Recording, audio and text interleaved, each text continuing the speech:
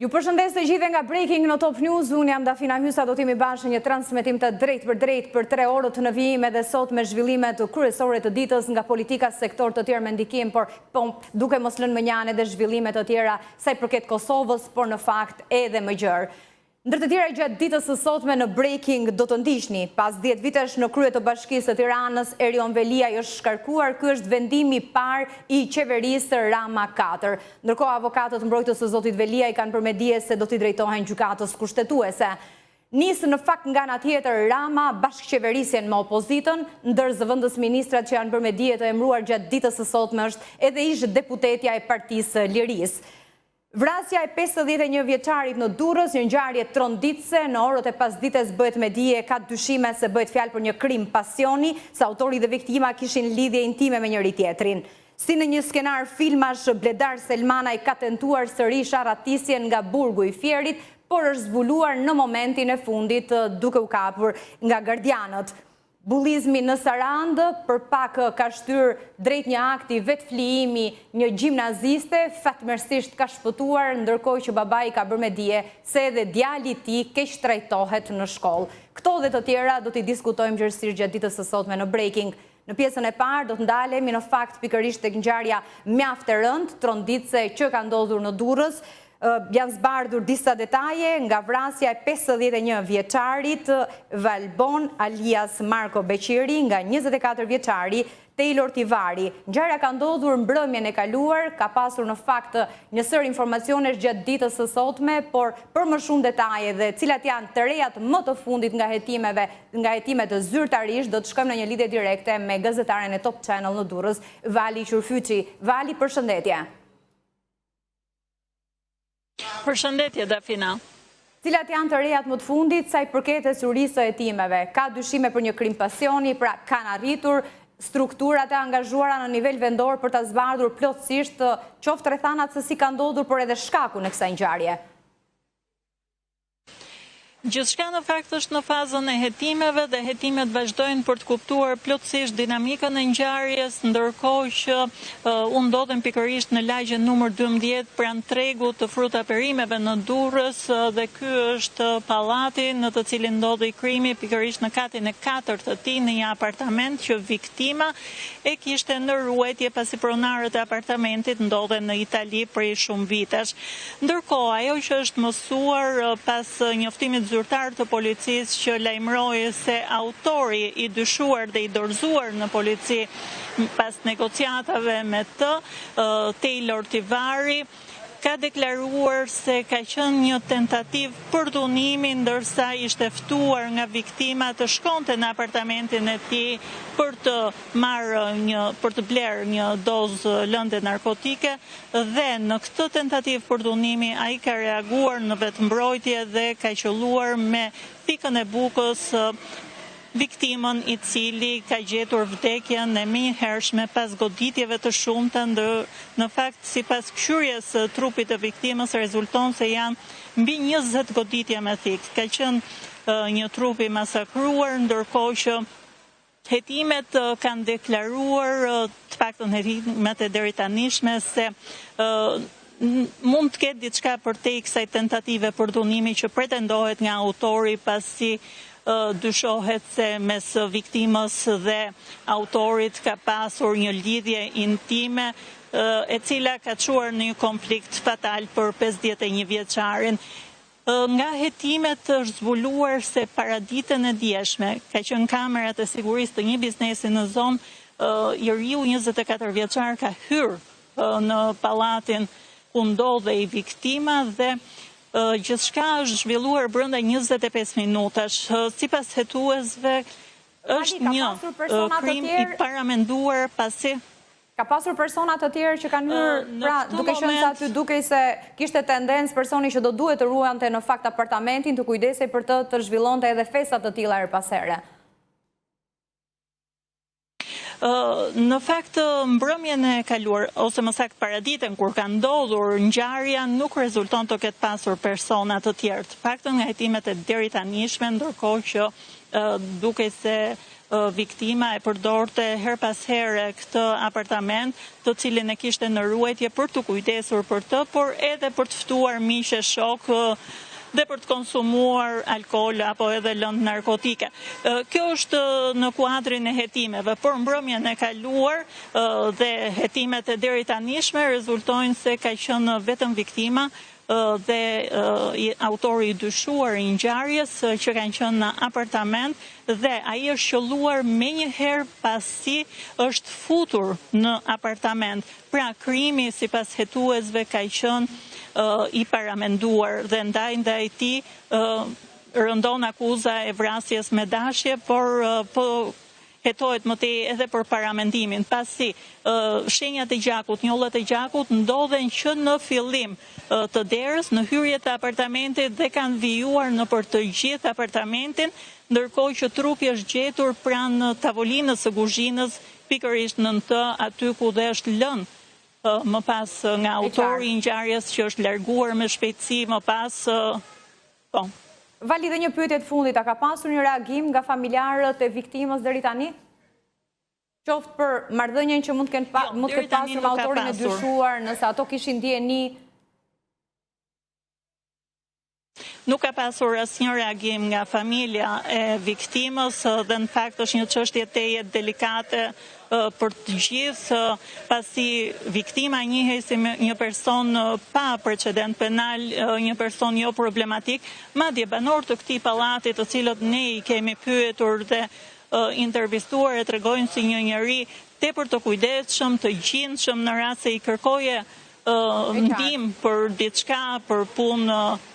Pra, profili i tij ka qenë ai një qytetar i pa probleme, ashtu si edhe profili i autorit të dyshuar, 24 vjeçari Tivari, i cili tashmë është në pranga dhe pritet të dalë së shpejti në gjykat për caktimin e masës së sigurisë. E ndoshta dëshmia e tij do të hedhë edhe më shumë dritë mbi shkaqet që e kanë shtyr, të paktën në këtë fazë dyshohet për vrasje me paramendim. Vali, falenderoj për gjithë informacionin e përcjellur. Të njëjtës pistë dhe saj të tentativës për përdhunim nga ana e viktimës dhe vetmbrojtjes, ndoshta edhe për të përfituar një trajtim më të mirë rrethana lehtësuese për gjykimin e tij, por është ende herët dhe ne duhet presim vazhdimin e hetimeve dhe çuarjen për gjykim nga ana e prokurorisë së kësaj çështje që ka tronditur Durrësin, por dhe mbar opinionin publik. Vali, falenderoj për gjithë informacionin e përcjellë, do diskutojmë për këtë ngjarje të rëndë, kam kënaqësinë të kem në një komunikim direkt në këto momente, pikërisht ekspertin për çështjet të sigurisë, Fation Softa. Zoti Softa, faleminderit që pranuat ftesën. Faleminderit juve, përshëndetje. E keni përcjell sigurisht edhe ju sa i përket të rejave më të fundit që në fakt na i bëri me dije kolegja nga Durrësi, një vrasje duket në kontekst të një marrëdhënie të mundshme homoseksuale, por vetëm pak kohë pasi është zbuluar. Si e shihni ju këtë deklaratë, këtë version që zyrtarisht ka ardhur deri tani nga policia e Durrësit?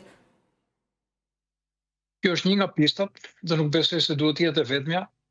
Hetimi më tej mund të ngrejë edhe pista tjera, të cilët mund të krijojnë bindjen e arsyeshme që vrasja ka qenë me paramendim dhe sigurisht do ketë pas motive të forta. Nëse ne flasim për një lidhje intime, atëherë pse do ketë pasur përleshje? Pse ai ka akuzuar për përdhunim? Pra është diçka që stonon, diçka që bie ndesh me deklaratën ose me këtë pistë ngritur ndoshta zyrtare deri tani. E para përleshja ka filluar, sikur se gazetari e tha, që në hyrje të banesës, pra personi ka qenë i armatosur, ka qenë pajisur me thikë, apo ku e gjetë thikën? U gjet thika gjatë kohës që ishin në përleshje e sipër, apo ai ka vajtur i armatosur dhe ka qenë me paramendim për të realizuar këtë vrasje? Mund të jenë këto motive, të cilët sigurisht përveç ndërtimit skenës krimit, si ka nisur, si është realizuar vrasja, goditjet, si është gjetur viktima, pozicioni i saj, pozicioni i viktimës e tjerë, dhe lloji i thikës përdorur, thuhet thikë buke. Nuk e dim sepse ende nuk kemi një deklaratë, pra është një grup që do të ketë ekspertizën mjekoligjore, ku do të jenë të gjithë elementët që do të ndërtojnë atë që quhet skemë krimi. Nëse flasim për një lidhje, të cilën mund të jetë një devijim verifikim, ndoshta i motiveve të vërteta të vrasjes, atëherë patjetër mund shkojmë drejt tabulatave të telefonit. Nuk besoj se një lidhje lindi në ato momente, ndodhi në ato momente dhe ajo ka qenë pjesë e një marrëdhënie, të paktën edhe në vetë komunikime telefonike apo të sistemeve të tjera të komunikimit, WhatsApp apo çfarë mund të kenë qenë këto komunikime. Po synojmë dhe në fakt po tentojmë zoti Softa të jemi shumë të kujdesshëm në mënyrën e trajtimit të këtij zhvillimi, por gjithmonë siç i përcolli kolegja nga Durrësi, po i referohemi të dhënave zyrtare të bëra deri tani nga policia, megjithatë hetimet ende vazhdojnë, ndoshta në momentin që i arrestuari do të merret në pyetje, do të ketë edhe një dëshmi, ndoshta do të hedhë edhe më shumë dritë për ngjarjen. Ai ka bërë me dije se ka tentuar i ndjeri, pra viktima në rastin konkret ta përdhunoj dhe rrjedhimisht ai e ka goditur me thikë, rezulton rreth 20 herë ta ketë goditur e ka masakruar. Sa e mundur mund të jetë për të provuar ky pretendim i autorit të dyshuar të ngjarjes? Asnjëherë nuk do të marrim deklaratën e parë, sepse deklarata e parë mund të jetë e tillë që të devijojë hetimin ose motivin e vërtet të një konflikti të mundshëm.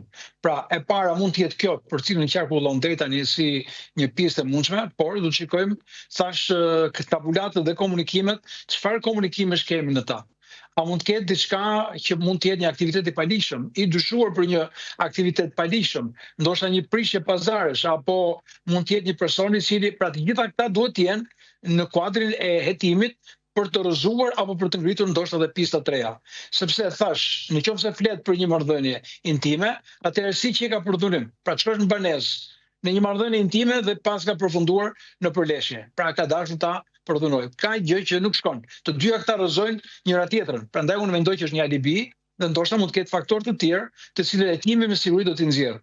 Pastaj ky është larguar nga vendi i ngjarjes, është ndihmuar nga një person tjetër. Cili është personi që e ka ndihmuar ta çojë drejt banesës me një mjet taksi apo me një mjet tjetër, pra dhe këto duhen parë ka vepruar i vetëm apo ka pasur dhe një ndihmës tjetër në realizimin e kësaj të vrasje. Thash, quhet momentale, quhet e paramenduar, të gjitha këta do të jenë duke ndërtuar së pari skemën e krimit dhe duke marrë gjithë komunikimet. Pastaj patjetër edhe dëshmia e tij që do të ndihmojë përballë fakteve të cilët do të jenë ata të cilët do ta nështrojnë atë për të dhënë versionin e vërtetë të kësaj vrasje. E prisni që do të ketë një zbardhje të shpejtë plotësisht të rrethanave, por edhe shkaku të vërtetë të ngjarjes, apo çështja do të shqyrtohet e do të sqarohet në momentin që do të mrinë në dyert e gjykatës?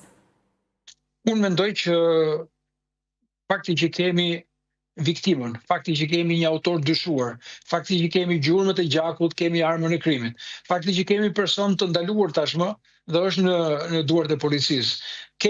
Do ketë një këshyrje, do ketë një pamje filmike të marra nëpërmjet asaj kamere që ka treguar orën e hyrjes dhe orën e daljes dhe nëse kjo marrëdhënie ka qenë përtej një ditë të ndodhur. Pra, do të merren kamerat, nëse kamerat kanë 30 ditë të regjistrim, apo nuk e di se sa, që të tregojnë nëse ka qenë i frekuentuar ky ambient, apo jo nga i njëjti person dhe sa kohë ka qenë ky frekuentim në këtë banesë.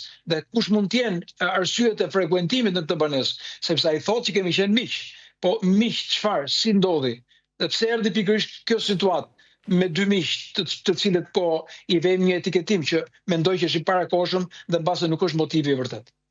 E qartë. Ndërkohë, zoti Softa, duat ndalem në një tjetër zhvillim. Ne edhe herë të tjera kemi diskutuar së bashku sa i përket çështjes së sigurisë që lidhet me burgjet në vendin ton, vrasja tronditse që ndodhi kohë më parë në burgun e Peqinit, një i dënuar i përjetshëm i mori jetën, një tjetër të dënuarit të përjetshëm ende në rrethana të pasqaruara se si ka hyrë arma e krimit aty. Pikërisht sot ka pasur, të paktën është bërë me dije sot, se duket përpjekja ka qenë prej ditësh e të dënuarit Bledar Selmanaj për të tentuar arratisjen nga burgu. Është bërë me dije zyrtarisht gjatë ditës së sotme, sa ai kishte çarë murin, por është kapur në momentin e fundit. Drejtoria e burgjeve ka bërë me dije se Selmanaj me mjete rrethanore kishte hapur një vrim në mur dhe më pas ishte ngjitur në taraz përmes një tubi metalik. Por pikërisht në momentin kur do të kalonte murin e sigurisë, është pikasur nga rojet e burgut të cilët e kanë arrestuar. Pra një tjetër episod që duket se ka vënë në pikpyetje çështjen e sigurisë në burgje. Ju si e shihni, zoti Softa, përtej sigurisë që jep në njoftimin e saj Drejtoria e Përgjithshme e Burgjeve që nuk ka riske të tilla? Ne do t'i kthehemi historikut të burgjeve në ngjarje të ndryshme që kanë ndodhur duke filluar që nga burgu i Peqinit. Dhe këto janë disa element që përsëriten, pavarësisht se në rastin konkret, për fat, puna e mirë e bërë të punojësve të sigurisë ka bërë ndalimin, paralizimin dhe kthimin e tij në qeli. Por mund të rezultonte që ai ta rapisej dhe pastaj do të përbënte përsëri atë që ne themi ngjarje rënd dhe quhet pasiguria në burg. Tani disa persona të cilët janë vërtet në pritje të një gjykimi, janë para burgim, duhet shikohet për çfarë ata janë akuzuar, për çfarë element sigurie duhet kenë, të cilët do të jenë sigurisht të ndarë dhe element sigurisë në raport me personat të cilët kanë një historik. Ka tentuar të vrasë dhe veten, mos gaboj, një vit mbas arrestimit për këtë vrasje që ka bërë dhe mendohet të paktën nga disa informacione që ka pasur dhe probleme të shëndetit mendor. Pra një person problematik nuk mund të lihet në një ambient i pakqyrur. Ajo që ne themi gjithmonë që këshyrja në ambiente duhet të jetë nëpërmjet sistemeve dhe nëpërmjet kontrollit vizual të punojësve, të cilët në mënyrë periodike duhet të kontrollojnë personat të cilët janë në dhomat e para. Në rastin konkret, ju dyshoni se është neglizhuar kontrolli apo hidhen në fakt edhe pikpyetje për një bashkëpunim apo favorizim të mundshëm nga ana e gardianëve në raport me të dënuarin? Atëherë thuhet që ka qenë me mjetër rrethanore. Kujt i thonë mjetër rrethanor? E qartë. Mjetër rrethanor do të thotë që ka diçka që nuk është zbatuar protokolli i sigurisë në kontrollin që është bërë në mënyrë sistematike këtij personi që ndodhet në të. Për shembull, ndërkohë koha, procesi për të hapur murin, për të krijuar vrimën sa të mund të kalonte. Po pra, nëse themi që u krijua me një grysht apo me disa tjera, këto janë gjëra të paimagjinueshme, të paqëndrueshme, por janë faktorë të tjerë. Mjetër rrethanore do të thotë sende të forta. Është parë me një litar, nga i gjeti litarin, që do ta përdorte sipas mediave, do ta përdorte atë në momentet e fundit që do të zbriste. Pra ai ka pasur të qartë skemën e lëvizjes, ka hapur vrimën, vrima nuk mund të hapet në një moment, nëse flasim për mure karton xhesi, pastaj nuk janë burgje. Nëse flasim për muret e burgjeve, sigurisht që presupozohet që këto mure kanë një trashësi të caktuar.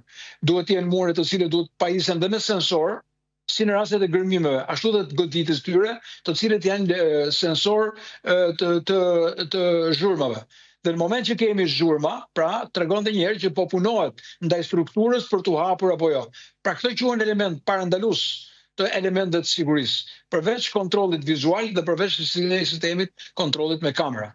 Ndoshta në ambientet e brendshme mund të jenë apo jo kamerat, por këto elemente të tjera, për sa i përket mureve, dyshemeve dhe elementeve të tjera, të cilët mund të jenë në moment që të përdor sende të forta, krijon goditje, këto quhen sensor goditje dhe menjëherë tregojnë zonën dhe ambientin nga po vjen kjo zhurmë dhe këqyrët ambienti. Pra nëse ka masa të tilla, patjetër që ne mund t'i parandalojmë raste të tilla, por fal punës së tyre apo rastësisë që ai person u rikthyej përsëri në qeli, sepse do ishte një person me shkallë të lartë rrezikshmërie që pritet të ketë një gjykim të një shkallës të lartë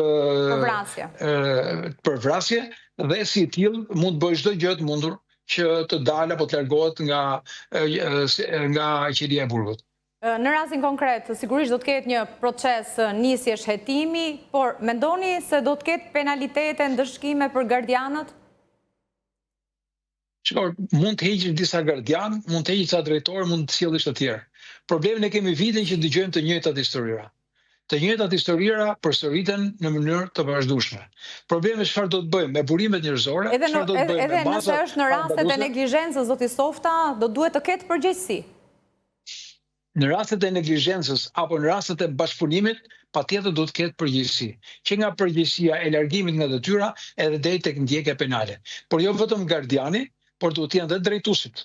Të gjithë ata të cilët e kanë për detyrë këshyrjen e zbatimit të protokollit të elementeve të sigurisë.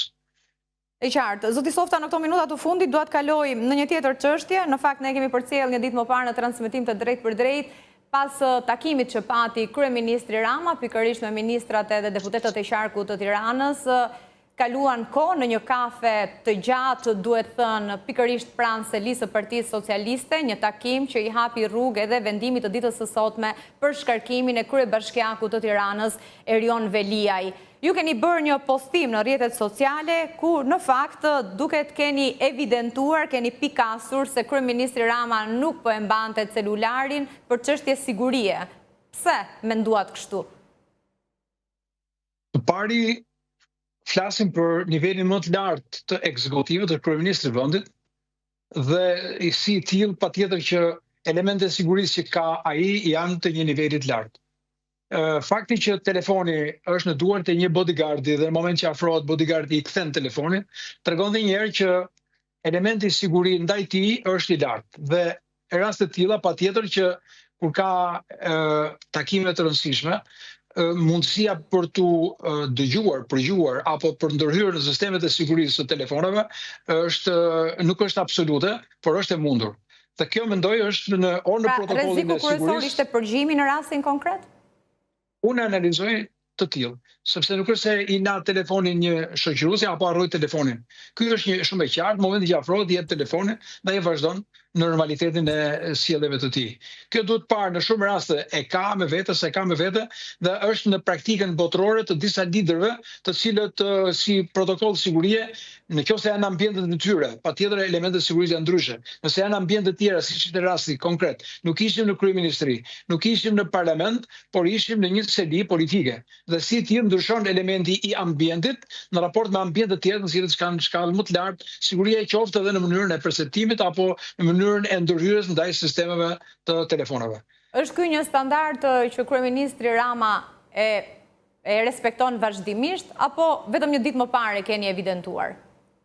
Unë evidentova në këtë rast sepse nuk e mora rastësi atë moment, i bëra analizën e shumë liderëve të tjerë, të cilët nuk e kanë qasjen me telefonin në momentet që janë në takime shumë të rëndësishme dhe për faktin që qoftë edhe iPhone-i, që mbahet një telefon i një kategorie më të lartë të elementeve të sigurisë, ka mundësi që të depërtohet, sidomos kur telefonet janë në pamje të parë të fikur, sepse sot programet kanë evoluar, ata mund të hyjnë nëpërmjet navigimeve apo formave të komunikimit dhe mund të krijojnë atë që quhet fjeti brenda telefonit, dhe në moment që ti e fik telefonin, të duket i fikur, normalisht aktivizohen mikrofoni apo kamera e parë, e cila mund të adresoj, por kurse si nuk bjen sy të përdoruesit që telefoni është i fikur apo është në gjendje pauze. Pra është një mundësi që ekziston për mënyrën e marrjes së bisedave, të pamjeve